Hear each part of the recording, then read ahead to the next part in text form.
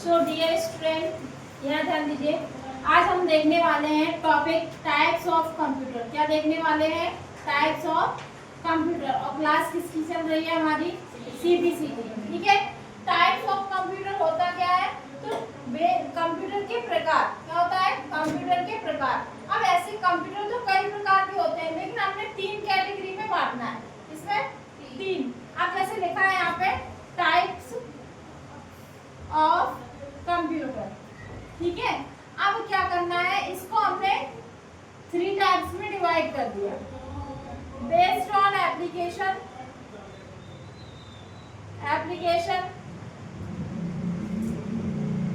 Based on size,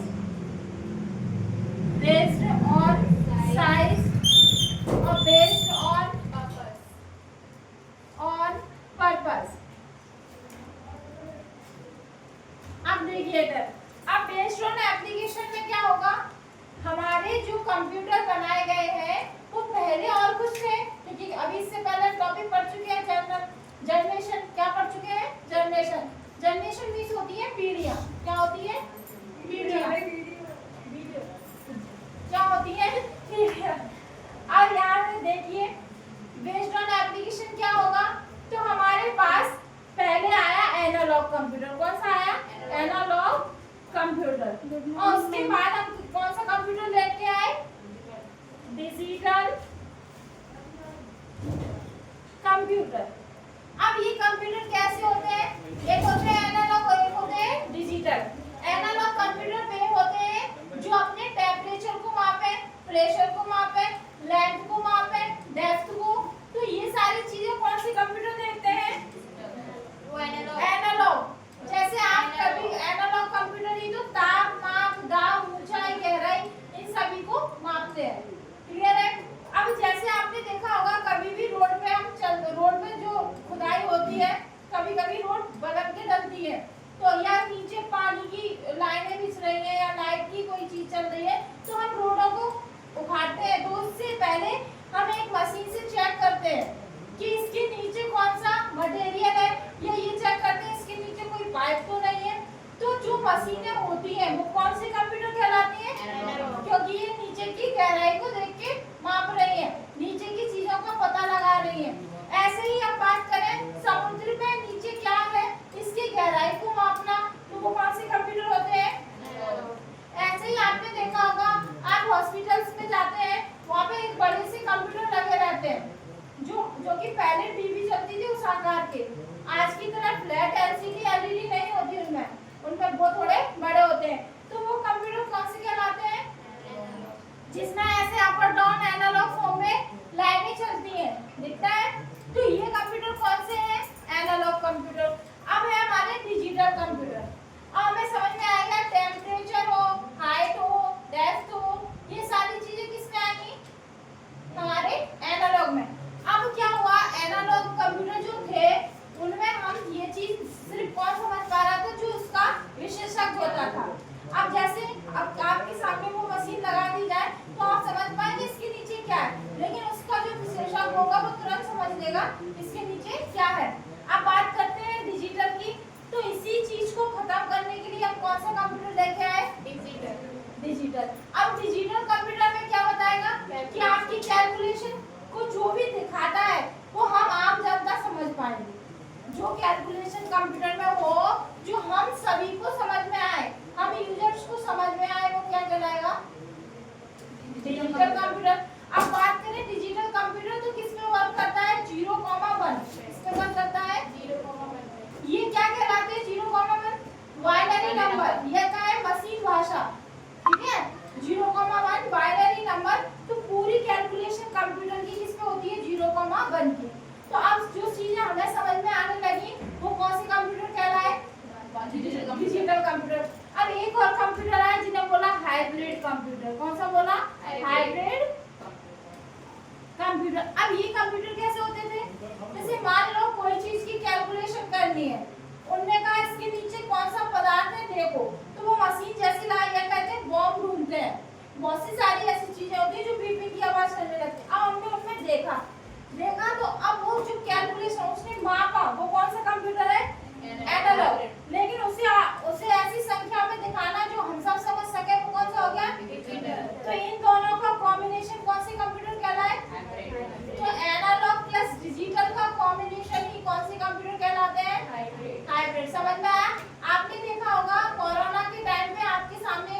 C temperature मापने की machine थी। अब टेम्परेचर जो स्कैन करती थी बॉडी का वो कौन सा कंप्यूटर कर रहा है? एनालॉग। लेकिन उसमें जो आपका टेम्परेचर अंकों में दिखाया जा रहा है वो कौन सा है? तो ऐसे कंप्यूटर कौन से कहलाएंगे?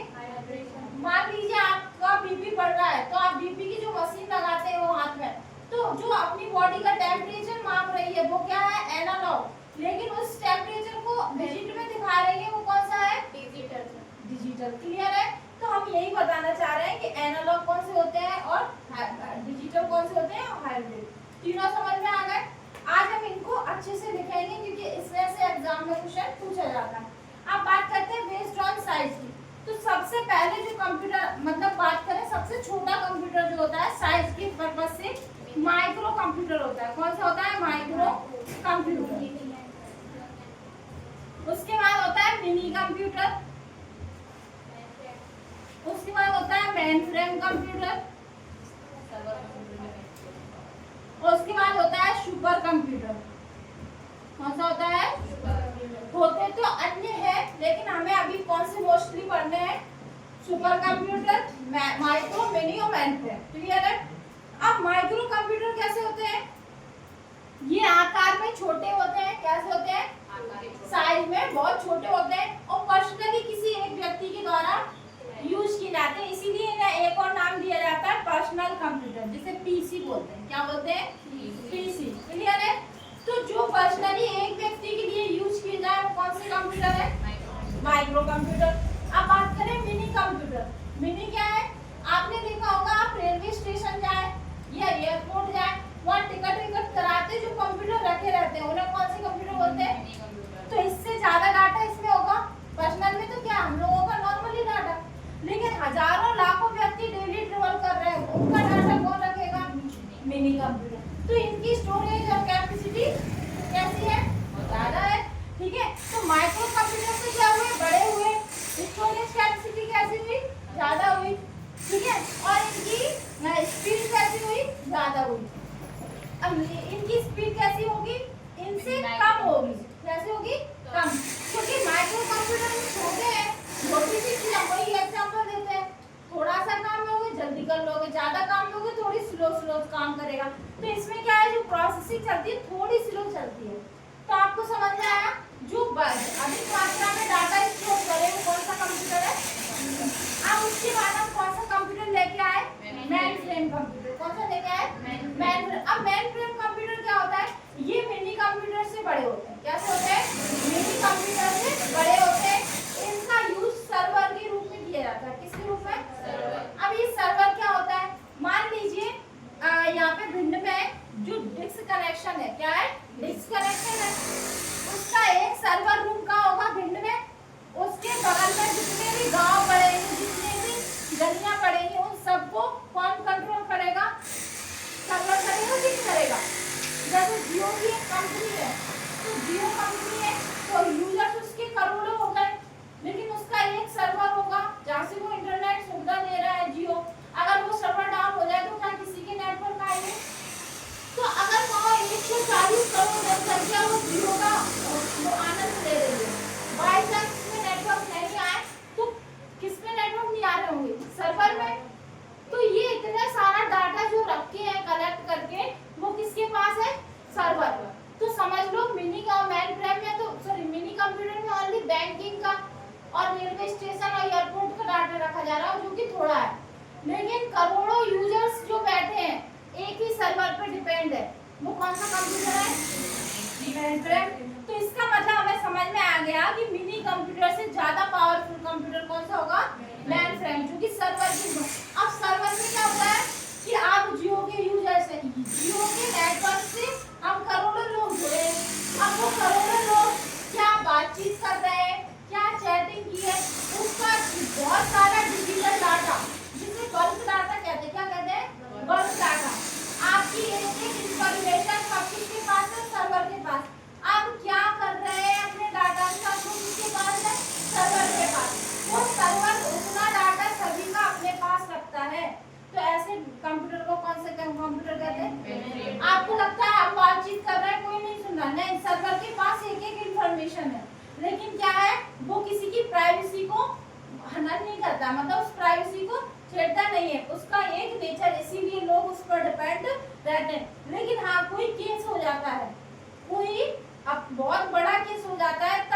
इंफॉर्मेशन को लीगल रूप से उजागर किया जाता है, ठीक है। लेकिन इतना डाटा रख कौन पाता है? तो बल्क डाटा को ये रख पाते हैं। अब हम बात करें सुपर कंप्यूटर की, ये सबसे पावरफुल कंप्यूटर होता है। मिनी मेन फ्रेम से भी सबसे पावरफुल कंप्यूटर कौन सा है? Super computer. हमारे बड़े बड़े नासा और इसरो जैसी संस्थाएं जो कंप्यूटर यूज करती है उन्हें सुपर कंप्यूटर कहते हैं। ये आकार में बहुत बड़े होते हैं, इनमें एक व्यक्ति काम नहीं करता है, एक साथ 15-20 मल्टी यूजर्स काम करते हैं और एक साथ कई प्रोग्राम वर्क करते हैं। तो ये मल्टी यूजर भी हो गया, मल्टी प्रोग्रामिंग भी हो गया और मल्टी टास्किंग, मतलब एक साथ कई काम करना, तो टास्क करना होता है, ठीक है। एक साथ कई प्रोग्राम कराना तो मल्टी प्रोग्रामिंग होता है, और एक साथ कई यूजर काम करे तो मल्टी यूजर होता है। तो ये सबसे पावरफुल कंप्यूटर है। अब सुपर कंप्यूटर टॉपिक हम पूरा एक अलग से दिखाएंगे क्योंकि इससे क्वेश्चन पूछे जाते हैं। क्वेश्चन ये पूछा जाएगा विश्व का सुपर कंप्यूटर, फिर पूछा जाएगा भारत का सुपर कंप्यूटर, फिर पूछा जाएगा विश्व का पहला सुपर कंप्यूटर, फिर पूछा जाएगा भारत का पहला सुपर कंप्यूटर। अपन इंडिया से है तो ये पूछा जाएगा इंडिया में निर्मित पहला सुपर कंप्यूटर, मतलब जो इंडिया में बनाया गया होगा। फिर पूछा जाएगा इंडिया का पहला सुपर कंप्यूटर बनाया गया, अलग पूछा जाएगा, इंडिया का अलग पूछा जाएगा। तो समझ में आया कि ये जो हमारा कंप्यूटर है बहुत ही पावरफुल कंप्यूटर होता है। तो इसकी स्पीड हमने कल बताई थी कितनी होती है, 10 की पावर -15 फ्लॉप्स। फ्लॉप्स मतलब होता है फ्लोटिंग पॉइंट पर सेकंड। क्लियर है? यहाँ तक समझ में आया? यहाँ तक समझ में आया? बेस्ड ऑन साइज भी हो गया, बेस्ड ऑन एप्लीकेशन भी होगा। अब based on purpose, based on purpose में लिखेंगे जनरल पर्पस,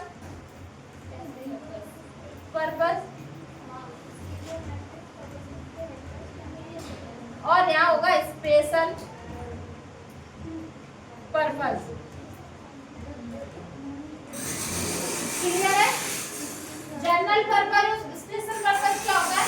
जनरल पर्पस ये है कि सामान्य उद्देश्य से, मान लीजिए कंप्यूटर सामान्य उद्देश्य से ये बनाया गया कि हमने अपना ऑफिस का काम किया, अपना नॉर्मली गेम खेले, एंटरटेनमेंट किया, टीचर पढ़ाई की और बस नॉर्मली यूज किया, वो कौन से है? जनरल। तो सामान्य उद्देश्य से बनाए गए। लेकिन बात करें स्पेशल पर्पस की तो इन्हें किसी विशेष उद्देश्य से बनाया जाता है। कैसे? किसी विशेष, जैसे आपने देखा होगा आपके घर में वॉशिंग मशीन होगी, तो वॉशिंग मशीन में भी एक कंप्यूटर होता है, पता है? वॉशिंग मशीन भी क्या है? कंप्यूटर है। हमने उसमें इतना टाइम नहीं दिया, वो कौन समझ पा रहा है? वो एक कंप्यूटर है। वो कौन सा कंप्यूटर है? Embedded computer. कौन सा है? तो यहाँ लिख सकते हैं एक और कंप्यूटर, एम्बेडेड कंप्यूटर। अब एम्बेडेड कंप्यूटर क्या होता है समझिए, जो एक छोटी सी चिप होती है, क्या होती है? छोटी सी चिप। वो चिप कहलाती क्या है? प्रोसेसर। क्या कहलाती है? प्रोसेसर है, छोटा सा। जरूरी है इतना बड़ा सीपीयू लगा, हमें सिस्टम में लगा। हमारे पास तो एक सीपीयू किसके रूप में रहता है? एक चिप के रूप में। वही चिप माइक्रोवेव में लगा दी जाती है। किचन में रखा माइक्रोवेव भी एक क्या है? कंप्यूटर है। घर में रखी वॉशिंग मशीन भी क्या है? एक कंप्यूटर है। जितने भी छोटे मोटे काम होते हैं वो सब क्या है? कंप्यूटर है। तो ये सब हो किसके पास, किसकी वजह से पाते हैं? एक छोटी सी चिप, एक छोटी सी चिप। तो उन जिन कंप्यूटर में छोटी सी एक चिप लगी रहती है उन्हें एम्बेडेड कंप्यूटर कहलाते हैं। और ये क्या होते हैं? एक विशेष उद्देश्य से बनाए जाते हैं कि अगर कहें कि वॉशिंग मशीन तो ओनली कपड़े ही धो सकती है, क्या दूसरा कोई काम कर सकती है? नहीं कर सकती। जैसे माइक्रोवेव, खाना गर्म ही हो सकता है, और कुछ हो सकता है? नहीं हो सकता। जैसे हम बात करें सुपर कंप्यूटर की, विशेष उद्देश्य है कि लॉन्चिंग वगैरह के लिए बनाया, अपने देश के काम के लिए। तो जो विशेष उद्देश्य के लिए बनाया जाए उन्हें क्या कहते हैं? Special purpose computer. तो हमने कैटेगराइज कर दिया है कि जनरल में कौन से आएंगे, स्पेशल में कौन से आएंगे, और ये साइज की बेसिस पे कर दिया गया। तो आपको समझ में आ गया कि कंप्यूटर किन किन तरीके के हो सकते हैं। समझ में आया? यहाँ तक क्लियर हुआ? देखिए आप यहाँ तक नोट कर लीजिए।